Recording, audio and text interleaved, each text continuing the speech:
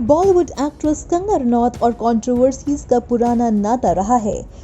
हाल के दिनों में कंगना के दफ्तर पर चला बीएमसी का बुलडोजर काफी चर्चा में रहा।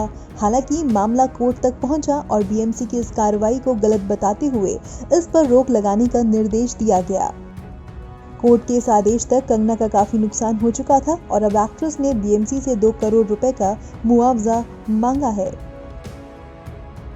शिवसेना नेता संजय राउत के साथ शुरू हुई कंगना की जुबानी जंग बढ़ती चली गई और इसका नतीजा ये हुआ कि बीएमसी ने उनके दफ्तर पर गैर कानूनी कंस्ट्रक्शन बताकर तोड़फोड़ कर डाला।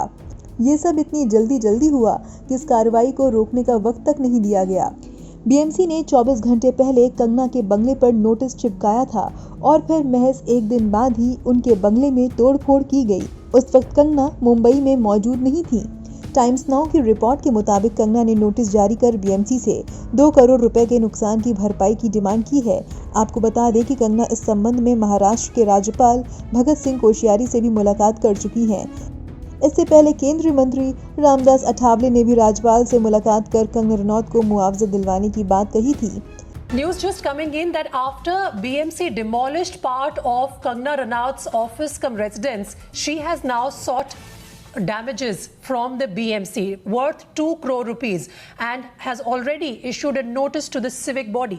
Clearly, the war between Kangana and Shiv Sena is getting uglier by the day. One day after Kangana went back from Mumbai to her residence in Mandi, now we are learning that she is demanding compensation from the BMC of about 2 crore rupees because her newly constructed office cum residence was demolished by BMC officials within 24 hours of BMC sending a notice to Kangana Ranaut of some illegal structures. Of course, then the court gave a stay to this demolition, but till then the damage was already done, and now Kangana has issued a notice to BMC.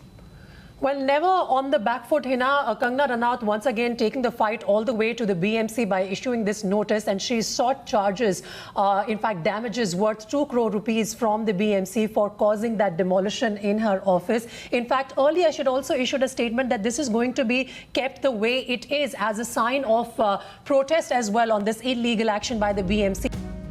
Kangana Ranaut ने 2017 में ये बंगला खरीदा था और इस साल जनवरी में इसकी साज सज्जा पूरी हुई थी। बीएमसी के 1979 के प्लान के मुताबिक ये बंगला आवासीय संपत्ति के तहत लिस्टेड है।